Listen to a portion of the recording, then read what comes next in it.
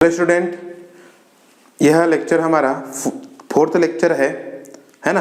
अपना number system का fourth lecture है। इससे पहले हम लोग ने 3 लेक्चर्स किए थे। पहले लेक्चर में हम लोग ने बेसिक ऑफ नंबर सिस्टम्स पढ़े थे, नंबर्स के बारे में पढ़े थे। सेकेंड लेक्चर में हम लोग ने decimal expansion of rational number सीखे थे, है ना। थर्ड लेक्चर में नंबर लाइन में रेशनल नंबर को कैसे रिप्रेजेंट करते थे वो सीखे थे, है ना। अभी फोर्थ लेक्चर जो हमारे आपके सामने है, मतलब फोर्थ लेक्चर जो है, इसमें हम लोग convert of recurring decimal into fraction सीखेंगे। यानी जो रिकरिंग डेसिमल हम लोग ने जो पढ़े थे उसका कन्वर्जन करेंगे बेटा ना, किसमें, इनटू फ्रैक्शन में। नॉर्मल कन्वर्जन हम करे हुए हैं ना, कोई दिक्कत ही नहीं उसमें तो।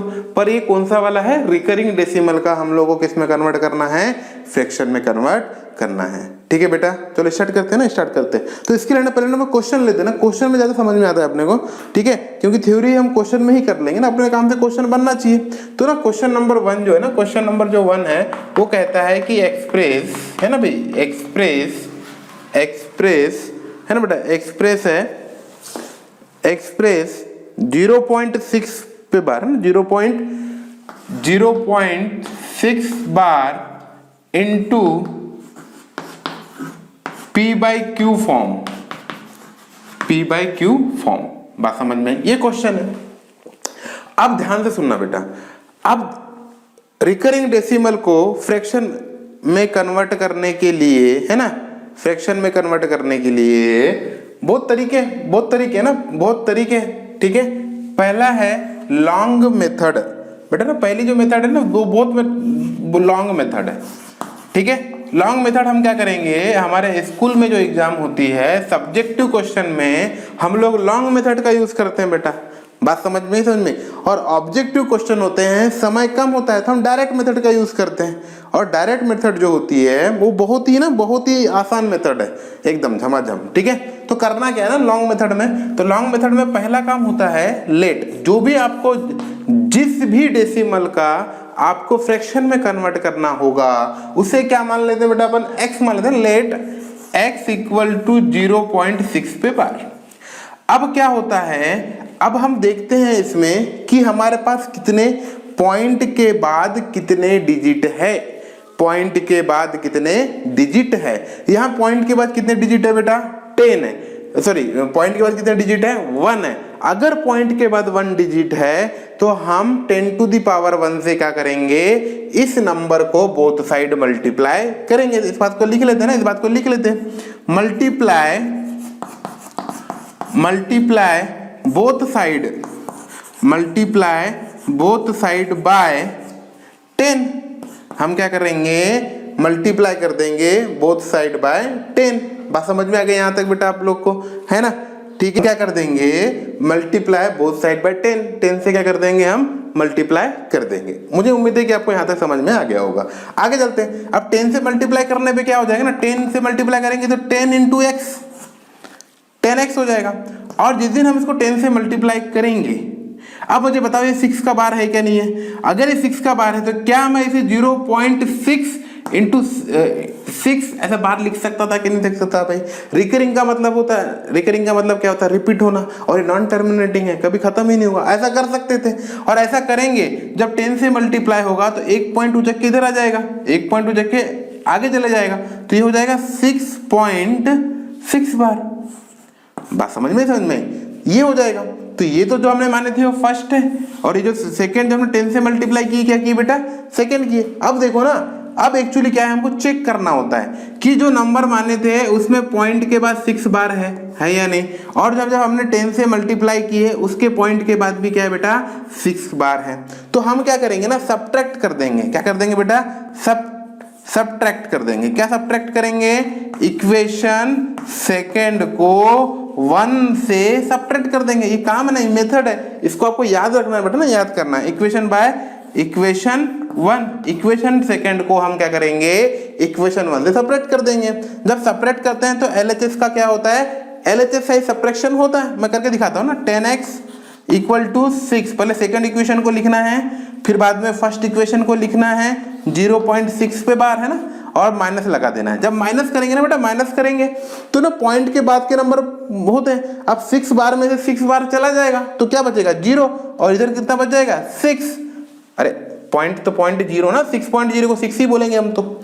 आगे चलो, 6 में से 0 गया 6, और 10x में से x चला गया, कितना आ जाएगा बेटा 9x।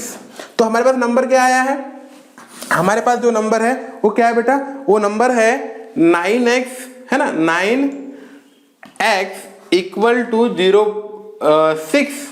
6.0। और दुनिया वाले ना 6.0 को क्या बोलते हैं, पॉइंट है ना, पॉइंट है। 6.0 को क्या बोलते हैं, 6 बोलते हैं। अब मुझे बताओ तो 6 की वैल्यू क्या होगी, 6 की वैल्यू क्या होगी, x की वैल्यू होगी। x की वैल्यू क्या होगी बेटा हमारे पास, x इक्वल टू 6/9 आ गया। अब देखो ना 6/9 सिंपलेस्ट फॉर्म में नहीं है, और हमें अपना आंसर हमेशा सिंपलेस्ट फॉर्म में देना है। तो x इक्वल टू कितना आ जाएगा, 2 से कट जाएगा, 2 3 जा, 2 से कटेगा ही नहीं, 3 से कटेगा, 3 2 जा, 3 3 जा, तो आंसर आ जाएगा 2/3। बात समझ में बेटा। तो वो जो रिकरिंग डेसिमल था उसका फ्रैक्शन क्या आ गया, 2/3 आ गया। ये लॉन्ग मेथड है जिसको हम क्या करेंगे, स्कूल के एग्जाम में लिखेंगे। अच्छा सर, आप लॉन्ग मेथड है तो, और एक आप दूसरी मेथड का भी नाम बोल रहे थे। हाँ बेटा, दूसरी मेथड है, बिल्कुल ना शॉर्टकट मेथड है, शॉर्टकट मेथड है जिसको हम बोलते हैं डायरेक्ट मेथड, डायरेक्ट मेथड। ठीक है, बात समझ में। अब डायरेक्ट मेथड से हम करके देखते हैं ना। मेथड 2 कितने आ गए हमारे पास, डायरेक्ट मेथड। डायरेक्ट मेथड बहुत ही प्यारी है। पहले उस नंबर को बुलाते हैं, नंबर को बुलाते हैं, क्या था नंबर, x इक्वल टू 0.6 बार। अब ध्यान से सुनो ना, ध्यान से सुनना। मैं डायरेक्ट मेथड क्या कहता हूँ, फ्रैक्शन फॉर्म डायरेक्ट लिख रहा हूँ। डायरेक्ट मेथड से डायरेक्ट लिखेंगे। मैं कहता हूँ ध्यान से सुनना, ध्यान से सुनना, गौर से सुनना, तभी समझ में आएगा हमें मैथमेटिक्स। आगे चलते हैं। तो क्या है, पॉइंट जो नंबर है, जो नंबर आपको दिखाई दे रहा है, पॉइंट को छोड़कर, बार को छोड़कर, जो भी आपको दिखाई देता है उस नंबर को लिखो, उस नंबर को लिखो। यहां पे आपको 6 ही दिखाई दे रहा है तो हमने क्या कर दिए, 6 को लिख दिए। बात समझ में आई। पॉइंट के बाद पॉइंट के बाद जो कितने डिजिट पे बार है, बात समझ में आई। पॉइंट के बाद कितने डिजिट पे बार है, एक ही डिजिट पे बार है, 6 पे बार है, एक ही डिजिट पे बार है, तो डिवाइड बाय एक ही 9 लगेगा। बात समझ में आई, क्लियर हो गया। और पॉइंट के बाद और जिस डिजिट पे बार है उसके पहले कोई डिजिट नहीं है तो नीचे कोई भी 0 नहीं लगेंगे। तो सिंपल है, बहुत ही आसान। क्या समझ में, एक बार रिपीट कर दूं। रिपीट क्या करना है, एक बार जो नंबर है उसको लिखो, जितने डिवाइडेड बाय जितने डिजिट पे बार है उतने 9 लगा दो, खत्म खेल। तो आंसर कितना हो जाएगा, 2/3। बात समझ में आई। उम्मीद है कि ये आपको क्वेश्चन समझ में आ गया होगा। बहुत ही आसान है, इतना आसान कोई अब आपने देखे भी नहीं होगा ना, इतना डायरेक्ट मेथड। हम यही खेल खेलेंगे पर एग्जाम में अपन इसी से लिखेंगे, स्कूल के एग्जाम में। और अगर हम एनटीएससी की तैयारी कर रहे हैं या जो भी कॉम्पिटिशन एग्जाम की तैयारी कर रहे हैं तो अपन उसमें क्या यूज करते हैं बेटा, डायरेक्ट मेथड क्या करते हैं, यूज करते हैं। समय बचता है ना, समय, टाइम इज मनी। ठीक है, आगे चलते हैं ना, आगे चलते हैं। अब नेक्स्ट क्वेश्चन देखते हैं, नेक्स्ट क्वेश्चन देखते हैं। ये बहुत ही आसान क्वेश्चन था, है ना। अब नेक्स्ट क्वेश्चन देखते हैं। ठीक है, लॉन्ग मेथड तो लॉन्ग मेथड ही है ना, तो अपने को यूज ही करना है, उसमें तो कोई दिक्कत की बात ही नहीं है ना। तो अपन चल लेते हैं, दूसरा क्वेश्चन देखते हैं। देखो बेटा, आप लोग को हमेशा ना मेहनत करना है ना। मैं यहाँ पे सिर्फ आपके 1-2 क्वेश्चन ही करा पाऊंगा, बाद में तो मैं पूरी टेस्ट सीरीज लूंगा, उसका तो कोई इशू नहीं रहेगा, उसका कोई इशू नहीं रहेगा, है ना। तो अभी आपको पूरा प्रैक्टिस करना है, और कोई भी चीज आपको तकलीफ में जाती है तो कमेंट बॉक्स में आपको करना है बेटा, लिखना है कि सर ये समझ नहीं आ रहा था, वो समझ नहीं आ रहा था, ऐसा सब आपको कहाँ लिखना है, कमेंट बॉक्स में लिखना है। आगे चलते हैं ना, आगे चलते हैं, नेक्स्ट क्वेश्चन देखते हैं। नेक्स्ट क्वेश्चन क्या कहता है, एक्सप्रेस 0.47। अब 2 डिजिट पे बार आ गई है ना, 2 डिजिट पे बार आ गई। बात समझे समझ में। हम हर एक टाइप का क्वेश्चन करेंगे जिससे आपको समझ में आ जाए। ठीक है बेटा, तो लॉन्ग मेथड क्या कहती है सुन लो, सॉल्यूशन लेते हैं। अब क्या है ना, सबसे पहले वही बात, लेट जो नंबर है उसको मान लेते हैं x इक्वल टू 4.7, 0 पॉइंट है ना, 0.47 बार। क्लियर हो गया यहाँ पे, उम्मीद है कि आपको यहाँ तक समझ में आ गया होगा। आगे चलते हैं। फिर मैंने क्या बताया था, जितने डिजिट पे बार है, जितने डिजिट यानी पॉइंट के बाद जितने डिजिट है, पॉइंट के बाद जितने डिजिट है उतने ही 10 टू द पावर से बोथ साइड मल्टीप्लाई करना पड़ता है। तो यहां पॉइंट के बाद कितने डिजिट है बेटा, 2 डिजिट है क्या नहीं है? तो 10 की पावर 2 कितना होगा, 100 होगा। इसका मतलब इस नंबर को हमको किससे मल्टीप्लाई करना है, 100 से क्या करना है, मल्टीप्लाई करना है। तो लिख लेते हैं इस बात को, multiply by 100 on both side multiply कर लेते हैं। और जैसे मल्टीप्लाई करेंगे 100 से, तो 100 इंटू क्या हो जाएगा, इसको तो इक्वेशन 1 देते हैं, 100 इंटू एक्स क्या हो जाएगा, 100x हो जाएगा। और इधर कितना आ जाएगा बेटा, ये 47.47 पे बार आ जाएगा। अच्छा सर ये समझ नहीं आ रहा 47.4 बार। हाँ मैंने अभी क्या बताया था, इससे पहले बताया था कि ये 0.47 जो बार है इसको हम 0.474747 जो मर्जी है ना, जो मर्जी है लिख सकते थे। तो अपन ना यहाँ पे भी बार लगा सकते हैं ना, क्या फर्क पड़ता है, 47 बार का मतलब क्या होता है, रिपीट करना होता है। तो ये नंबर ना दिख के ये नंबर था असलियत में ये नंबर था, क्योंकि 2 डिजिट की बात थी। तो बस 100 से मल्टीप्लाई करें तो ये आया कि नहीं आया, क्लियर हुआ कि नहीं हुआ? बस ये इक्वेशन क्या आ जाएगा बेटा, सेकेंड आ जाएगा। आगे चलते हैं आगे क्या है ना, वही है subtract equation second by 1। Second को 1 से क्या करेंगे हम लोग, सब्ट्रैक्ट कर देंगे। बस समझ में आई? तो सेकेंड को लिखते हैं 100x equal to 47.47 bar minus x equal to 0.47 पे बार। अब माइनस करते बेटा ना, माइनस करते, ठीक है। अगर हम माइनस करेंगे तो 100 माइनस x कितना होता है, 99x इक्वल टू, अब है ना पॉइंट के बाद वाला 0 हो गया, तो ये 47.0 हो गया। क्या हो गया, 47.0 आ गया। बात समझ में और आपको पता है ना, 47.0 47 ही होता है, 47 ही होता है। तो हमारे पास जो नंबर है वो क्या आ जाएगा, 99x इक्वल टू 47। तो x इक्वल टू कितना आ जाएगा बेटा, 47/99। और आपको ये दिखाई दे रहा है, ये सिंपलेस्ट फॉर्म में पहले से ही है, तो इसको चेंज करने की जरूरत नहीं है। तो अपना आंसर क्या आ जाएगा, 47/99। दूसरी मेथड देख लेते हैं। दूसरी मेथड क्या है, दूसरी मेथड है डायरेक्ट मेथड। हम हर मेथड से देखेंगे बेटा ना, डायरेक्ट मेथड। बस समझ में, डायरेक्ट मेथड क्या कहती थी, जो नंबर है उसको पहले लिख लो, 0.47 पे बार है। जो भी आपको डिजिट दिखाई दे रहा है, जो भी नंबर दिख रहा है, पूरा नंबर लिखो, पूरा नंबर लिखे डिवाइड में कितने डिजिट पे बार, 2 डिजिट पे बार। देखो 2 डिजिट पे बार है तो 2 9 लगेंगे, खेल खत्म। क्यों? क्योंकि पॉइंट के बाद और जिन डिजिट पे बार है उसके पहले कोई भी 0 नहीं है। क्लियर हो गया? समझ में आई क्या नहीं समझ में आया? बिल्कुल बेटा यही बात आएगी। और ये हमारे पास क्या आ गया, आंसर है। इतना आसान है सर, हाँ इतना ही आसान है, कोई ज्यादा झंझट नहीं है। बात समझ में आई? पर बोर्ड एग्जाम में, स्कूल के एग्जाम में ये लिखना है, कंपटीशन एग्जाम में ये लिखना है। ये याद मैं बार बार रिपीट कर रहा हूँ इस बात को, नहीं तो क्या होता है ना, बच्चे फ्लो में आके इसी को चिपकाते, ठीक है, और फिर मार्क्स नहीं मिलते, फिर बोलते हैं हम तो सही करके आए थे सर, है ना, ठीक है। हाँ अगर ये क्वेश्चन 1 मार्क का पूछा जाए तब आप लिख सकते हो, पर अगर ये क्वेश्चन 2 या 3 मार्क का पूछा जाए तब आपको ऐसे सॉल्व करना है। बात समझ में? मैं आपको हर बीच में गाइडेंस देते रहूंगा कि किस क्वेश्चन को कैसे करना है, अगर उस क्वेश्चन की 2-3 मेथड हो तो, ठीक है। आगे चलते हैं, नेक्स्ट क्वेश्चन देखते हैं, ठीक है। अपने को क्या करना है, नेक्स्ट क्वेश्चन देखना है, ठीक है बेटा। उम्मीद है कि आपको समझ में आ रहा हो, है ना। अगर जो चीज़ और समझ में नहीं आती है तो आप वीडियो को रिमाइंड करके देख सकते हो, है ना, कोई दिक्कत की बात नहीं है ना। आगे चलते हैं, नेक्स्ट क्वेश्चन देखते हैं। जितने ज्यादा हम क्वेश्चंस करेंगे उतना हमारे लिए क्या होगा, बेनिफिट होगा, ठीक है बेटा। नेक्स्ट क्वेश्चन है, एक्सप्रेस 0.123 पे बार। थोड़ा सा अलग क्वेश्चन, 3 पे बार है बस, ओनली 1 2 पे नहीं है, 3 पे बार है। सबसे पहली बात वही, लेट x इक्वल टू 0.123 पे बार। अब क्या करेंगे, अच्छा मैं इस बात को लिख देता हूं, आपको समझ देता हूं, ये वही नंबर है, इसको मैं 0.123 बार ऐसा भी लिख सकता हूं। बात समझ में आई, ये याद रखना। अब क्या करेंगे सर, मैं बोलूंगा बेटा इसको, अब मैंने क्या बताया था कि पॉइंट के बाद जितनी भी डिजिट है उतनी 10 की पावर करके उसको मल्टीप्लाई कर देते हैं, तो कर देते हैं ना। तो पहला काम करना है मल्टीप्लाई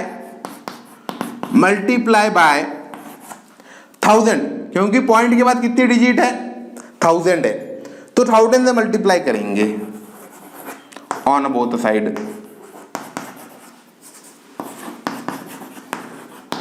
अब 1000 से मल्टीप्लाई कर देंगे तो इधर हो जाएगा 1000x इक्वल टू 123, देखो बेटा 123 आगे आ जाएगा 0.3 पे बार।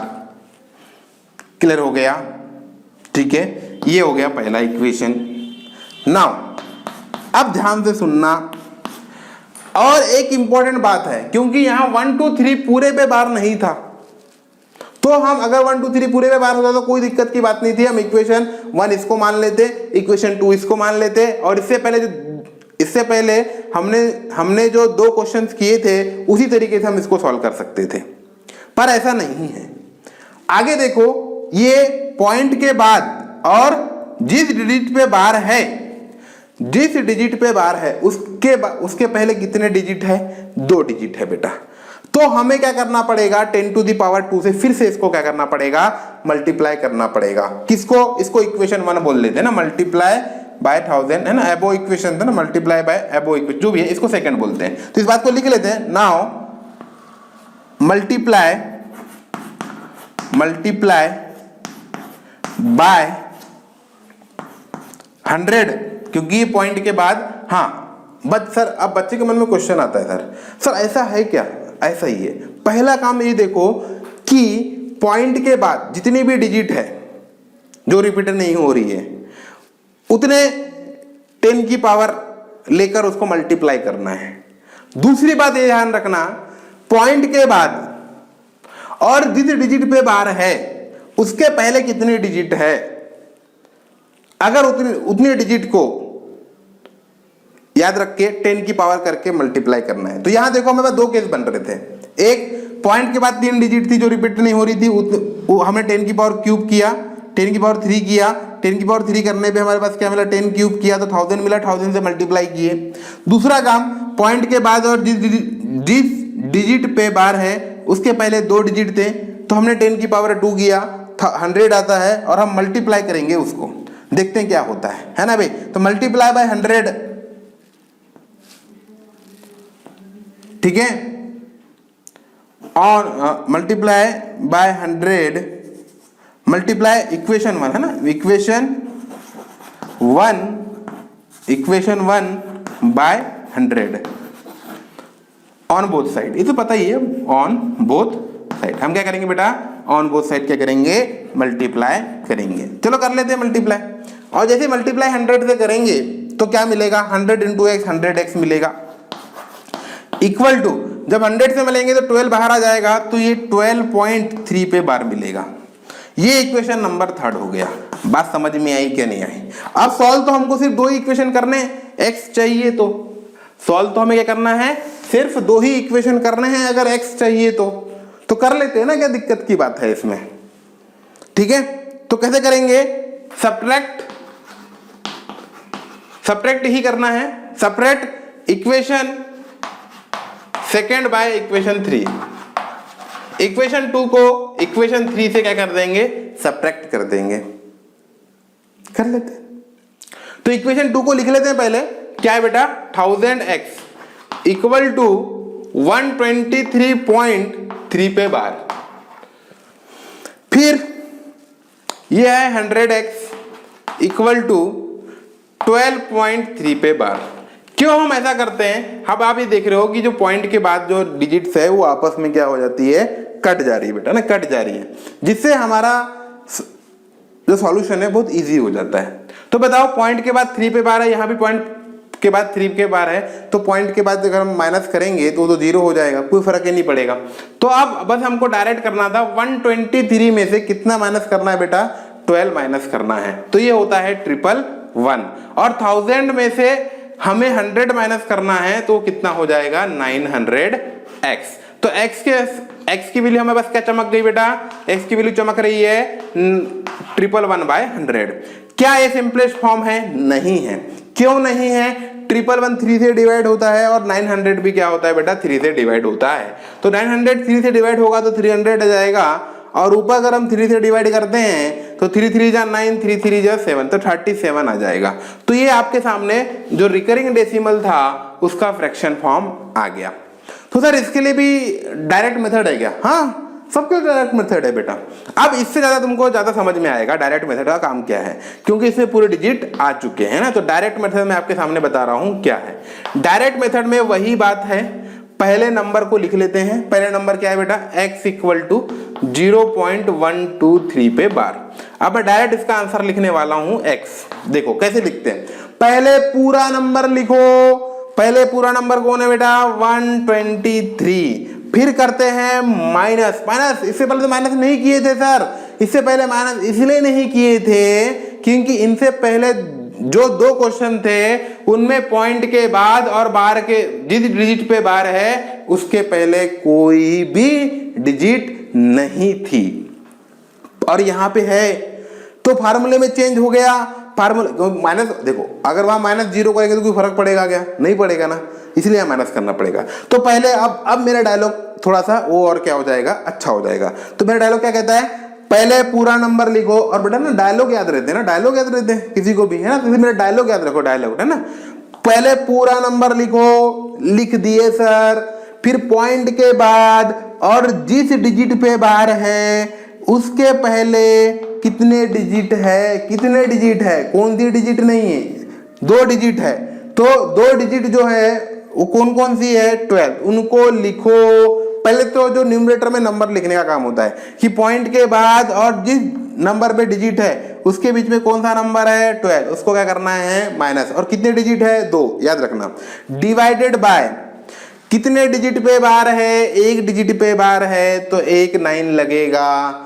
फिर वही बात, पॉइंट के बाद और जिस डिजिट पे बार है उसके पहले कितने डिजिट है 2 डिजिट है तो 2 0 चिपक जाएंगे। अब मुझे बताओ 123 में से 12 माइनस करेंगे 111 आएगा और नीचे क्या आ जाएगा 900 और इसका सिंपलेस्ट फॉर्म हो जाएगा 37/300। आप चेक कर लो दोनों आंसर क्या हो रहे हैं, सेम आ रहे हैं। तो ये हमारा क्या हो गया बेटा स्कूल की एग्जाम में, ये कंपटीशन एग्जाम में। ठीक है, आगे चलते हैं ना, आगे चलते हैं। और कई बच्चों को अच्छे समझ में आ रहा होगा, है ना। आगे चलेंगे जिससे हमारा और कॉन्सेप्ट क्या हो जाएगा, क्लियर हो जाएगा। एक क्वेश्चन और करते हैं, है ना। इस क्वेश्चन से मुझे उम्मीद है कि आपको पूरा का पूरा समझ में आ जाएगा। ठीक है बेटा, है ना। तो कर लेते हैं, कोई दिक्कत की बात नहीं है ना। क्वेश्चन ही चेंज करते हैं। अब ये हो गया 3 टाइप के क्वेश्चन जो आपके एग्जाम में जनरली आते हैं, वो मैंने आप लोग को बता दिया हूँ, है ना। ठीक है बेटा, पढ़ाई करो, कोई दिक्कत आती है बोलो, है ना। आप पढ़ाई तो करते हो, उम्मीद है आप अच्छे बच्चे हो, है ना। आगे चलते हैं। ठीक है, नंबर सिस्टम थोड़ा सा बड़ा है ना। और कुछ बच्चे एडवांस होंगे, उन एडवांस बच्चों के लिए मैं आईजीएसओ का प्लेलिस्ट बनाऊंगा, सब कुछ करूंगा बेटा। आपको इस चैनल में सब कुछ मिलेगा, ठीक है। बट अब आगे नेक्स्ट क्वेश्चन। ठीक है, नेक्स्ट क्वेश्चन कहता है एक्सप्रेस, क्वेश्चन है एक्सप्रेस द फॉलोइंग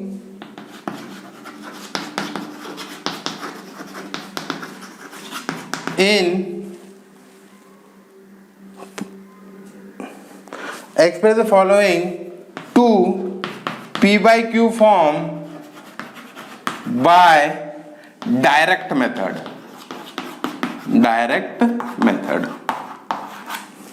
कुछ हमारे पास डेसिमल एक्सपेंशन होंगे जिनको हमको p/q के फॉर्म में करने हैं बाय डायरेक्ट मेथड। बहुत अच्छी बात है, डायरेक्ट मेथड की हमारे पास क्या हो जाएगी, प्रैक्टिस हो जाएगी। पहला है 0.45 पे बार। ठीक है, अब इसकी देखो मैं आपको सिखाता हूं बेटा, ये क्या होगा। पहले क्या बोला था मैंने, पूरा नंबर लिखो, है ना। अब सिखा देता हूं। अब पॉइंट के बाद और जिन डिजिट पे बार है उसके पहले कोई डिजिट है क्या? नहीं है, तो -0 सिखाता हूं। कोई है नहीं तो -0, ठीक है। अब लिखो ही छोड़ दो, कोई है नहीं, ठीक है। फिर कितने डिजिट पे बार है? 2 डिजिट पे बार है, तो 2 9 लगेंगे, खत्म खेल। क्योंकि पॉइंट के बाद और जिन डिजिट पे बार है उसके पहले कोई डिजिट नहीं है, तो उसमें 0 भी नहीं लगेंगे। बात समझ में आई? तो आंसर आ जाएगा, ये देखो 9 3 से कटेगा बेटा, 3 से कटेगा 15 जा, और ये हो जाएगा 33 जा, बस। तो सिंपलेस्ट फॉर्म क्या आ गया?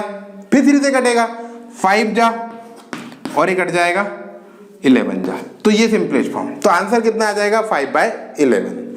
दूसरा क्वेश्चन है हमारे पास 0.737 पे बार, 37 पे बार है, याद रखना 37 पे बार। मेरा डायलॉग क्या कहता है? सुनो, मेरा डायलॉग क्या बोलेगा बताओ? मेरा डायलॉग क्या बोलेगा? जल्दी बोलो, मेरा डायलॉग क्या बोलता है? मेरा डायलॉग कहता है पूरा नंबर लिखो। मेरा डायलॉग क्या कहता है कि पूरा नंबर लिखो, तो लिख लो बता 737। फिर जिन डिजिट पे बार है उसके पहले और पॉइंट के बाद कौन से डिजिट है? 7, तो उसे क्या करना है? माइनस। फिर कितने डिजिट पे बार है? 2 डिजिट पे बार है, तो 2 9 लगाना है। फिर पॉइंट के बाद और जिन डिजिट के पहले कितनी डिजिट है? एक ही डिजिट है, कौन है? 7, तो 1 0 लगेगा। जितने डिजिट है उतने 0 लगेंगे। तो आंसर आ जाएगा 730 डिवाइडेड बाय 990। 0 0 क्या हो जाएगा बेटा? Cancel out. और 73 तो प्राइम है, तो 73 डिवाइडेड बाय 9 वो क्या हो जाएगा? नंबर हो जाएगा। ठीक है, बात समझ में आई बेटा? ठीक है, आगे चलते हैं। थर्ड लेते हैं और लास्ट लेते हैं। उम्मीद है कि आपको यहां समझ में आ गया होगा। थर्ड लेते हैं। थर्ड है हमारे पास 0.46